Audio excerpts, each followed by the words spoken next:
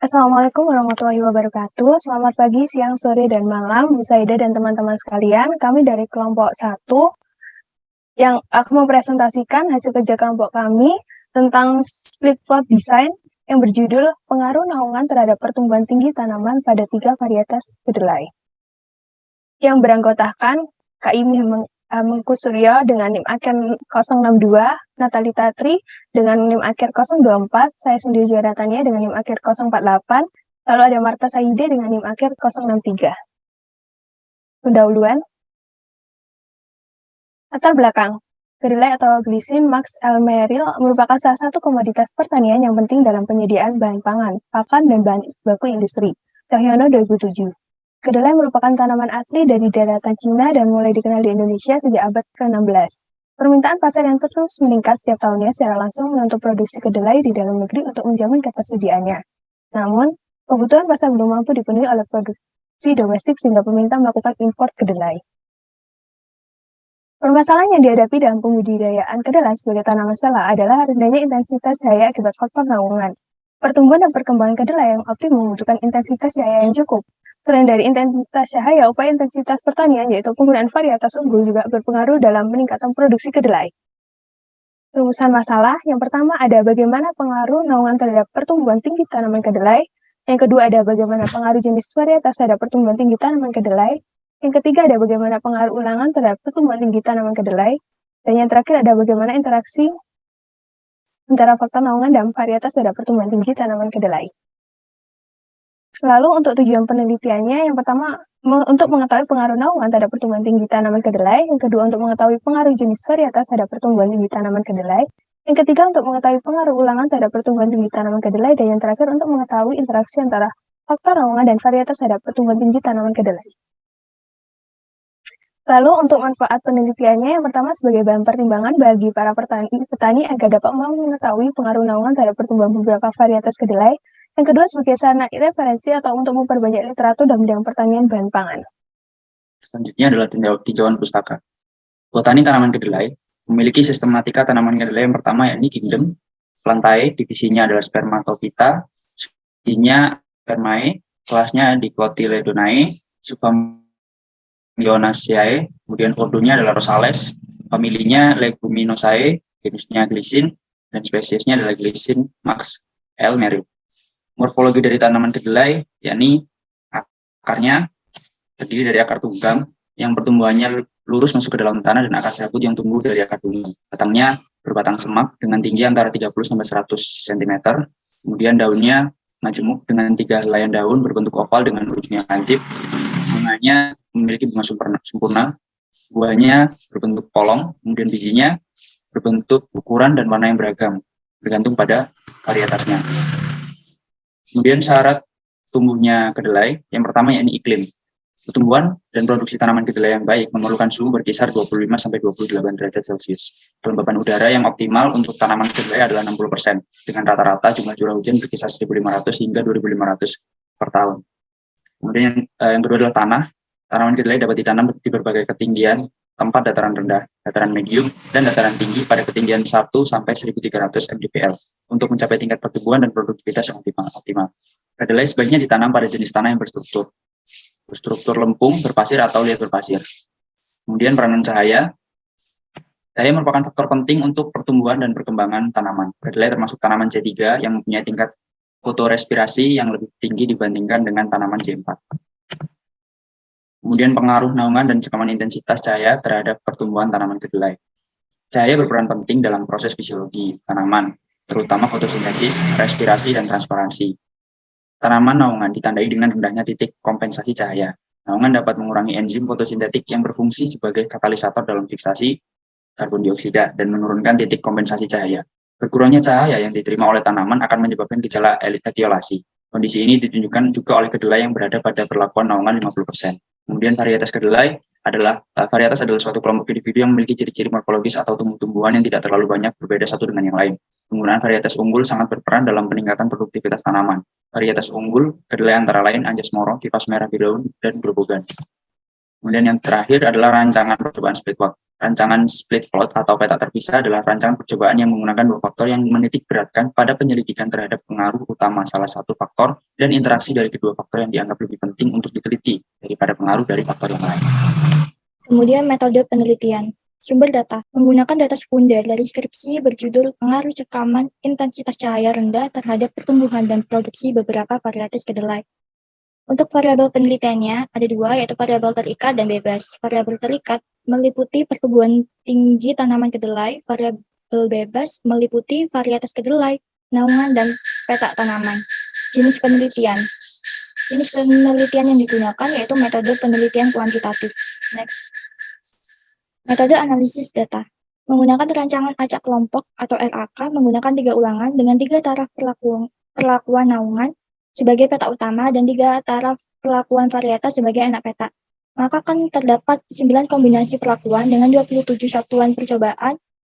Modul statistik yang digunakan yaitu YIJK sama dengan mu plus PK plus NI plus PJ plus YIK plus dalam kurung NV IJ plus XIJK, di mana YIJK yaitu nilai pengamatan pada satuan percobaan ke K yang memperoleh kombinasi perlakuan taraf ke I dan faktor varietas dan taraf ke J dari faktor naungan. Dan mu adalah nilai rata-rata umum, IK, RUK merupakan nilai pengaruh kelompok ke K, dan NI merupakan nilai pengaruh taraf ke I dan faktor naungan.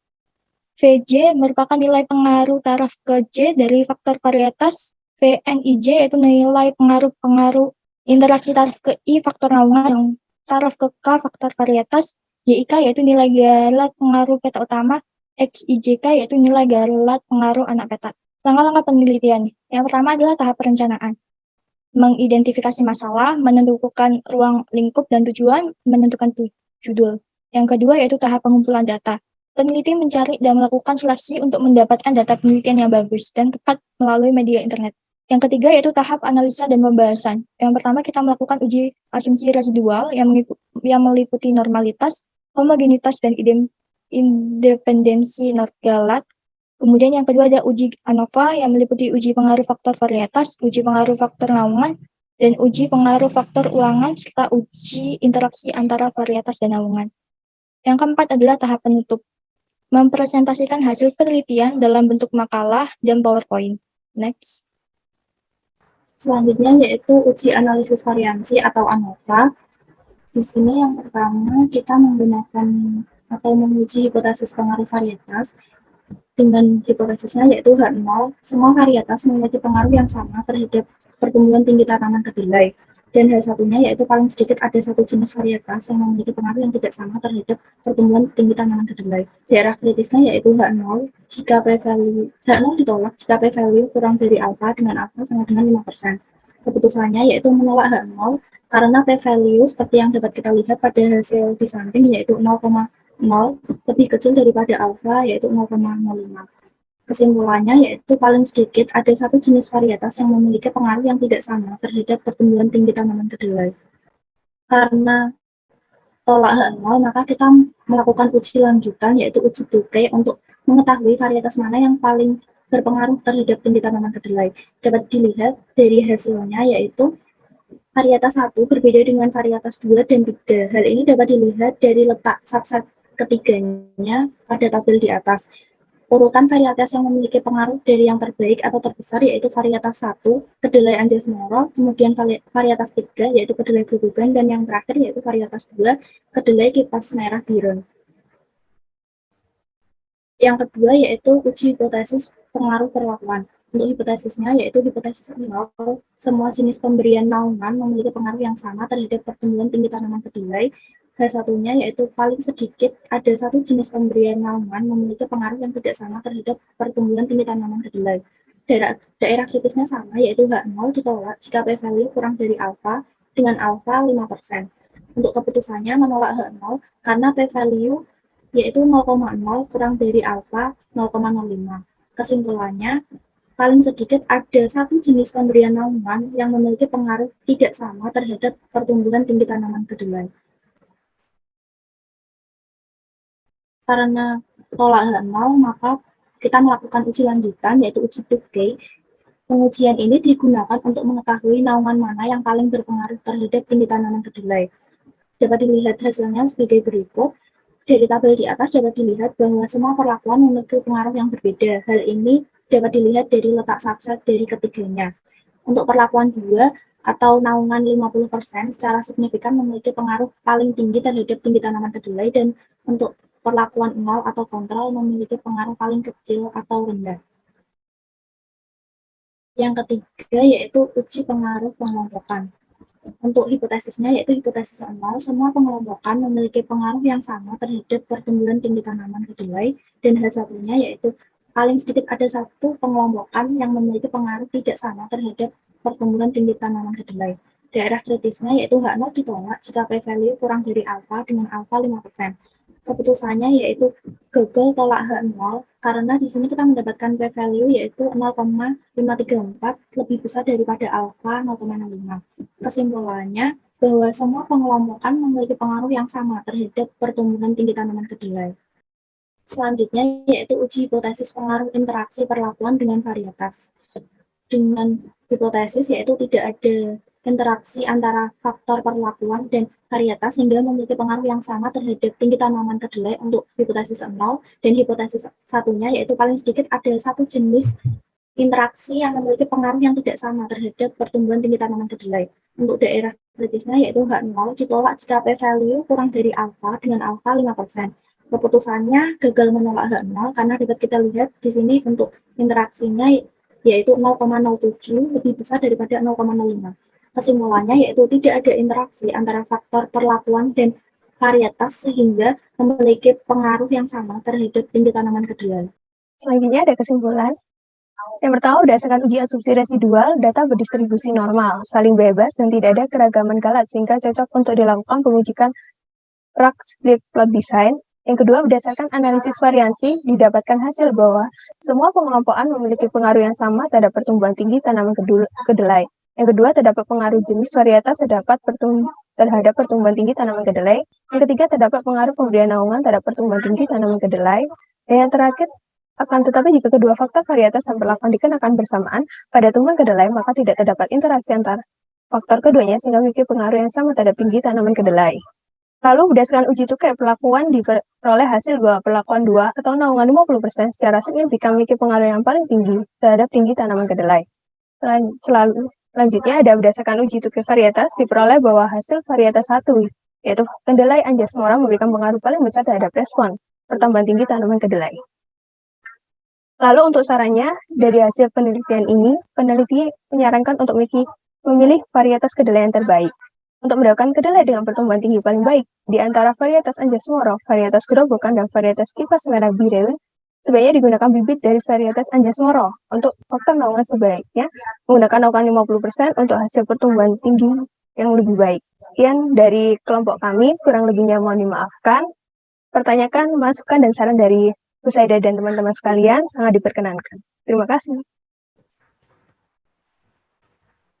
Sini saya akan memberikan tutorial untuk melakukan pengujian analisis varians. Seperti biasa kita masukkan data, kemudian start, ANOVA, dan balance ANOVA. Responnya seperti yang bisa dilihat yaitu tinggi, kemudian modelnya ulangan, variansi, sama pelakon. Ini tanda interaksi ya. Jadi ada interaksi sama keduanya, kemudian actionnya pakai use the restrict from the model, kemudian grades-nya kita for in one, resultnya dibiarkan aja. Kemudian storage-nya kita pakai isi 2. Ini digunakan untuk nanti kemudian asumsi, karena untuk uji ANOVA kita ada beberapa uji asumsi yang harus dipenuhi. Nah, jadinya sebenarnya di sini asumsinya sudah terpenuhi semua, di mana galatnya bersifat normal, terus tidak terjadi heteroskedastisitas, dan dia independen karena tidak membentuk satu pola tertentu. Tapi kalau hanya lihat dari plotnya aja ini, itu bersifat objektif, jadi kita harus melakukan pengujian untuk mengetahui nilai p-value-nya. Jadi mengetahui tepatnya itu benar atau tidak kalau sesuai sama yang kita lihat. Pertama kita uji analitis. variabelnya resi 1. Kemudian pakainya Kolmogorov-Smirnov karena uji Kolmogorov-Smirnov ini uji yang paling umum dilakukan untuk melakukan lokalitas. Kemudian oke. Nah, dilihat value-nya lebih dari 0,15. Ini berarti gagal menolak H0 di mana H0-nya merupakan residual berdistribusi normal. Jadi kesimpulannya residual atau galaknya berdistribusi normal. Cocok sama gambarnya dan cocok sama alfa yang sudah kita tentukan yaitu 0,05. Kemudian yang kedua kita akan menguji independensi pakai basic statistik dan sampel T. Makanya tesis 1 perform hipotesisnya di centang kemudian diisi 0. Ini berarti nanti confidence levelnya 95 dan nanti hipotesisnya H0 itu mu sama dengan 0 dan untuk H1 nya mu tidak sama dengan 0. Oke. Nah, didapatkan value-nya 1. Ini berarti gagal menolak H0 karena lebih dari alfa yaitu 0,05. Jadi di sini H0-nya yaitu galak bersifat independen atau jadi kesimpulannya galaknya bersifat independen. Nah, yang ketiga kita akan uji homogenitas melalui ANOVA, tes for equivalence, kemudian dilihat responnya resi 1. Kemudian faktornya varietas sama perlakuan aja. Kemudian use test based on normal distribution, confidence levelnya 95. Oke.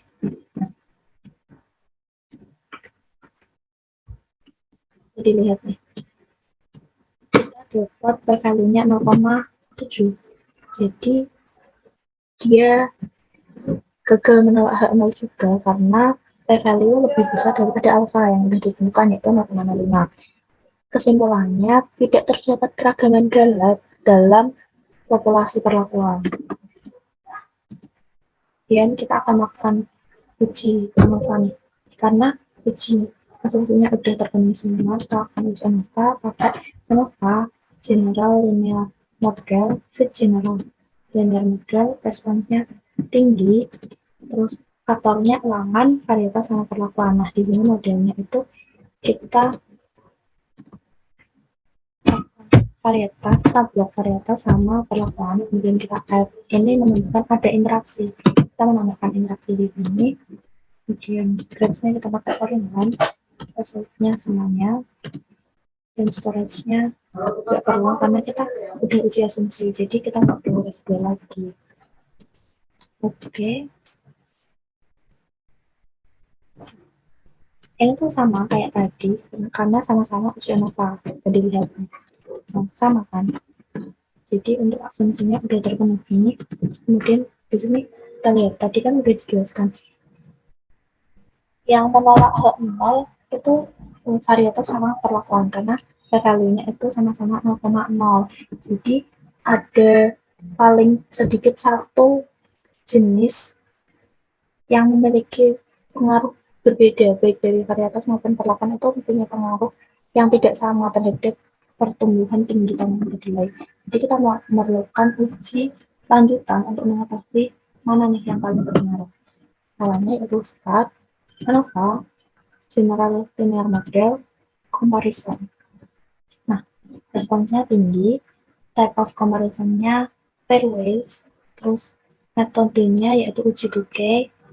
Nah, ini dipilih yang mana? Karena kita butuhnya varietas sama perlakuan sebelumnya, kemudian oke. Nah, jadi lihat ini hasilnya udah dijelaskan tadi kalau untuk varietas itu ada dua subset 1, 2 atau AB, di mana 1 berbeda dengan 3 dan 2, cuma untuk perlakuan semuanya berbeda seperti yang sudah dijelaskan tadi. Sekian tutorial. Terima kasih.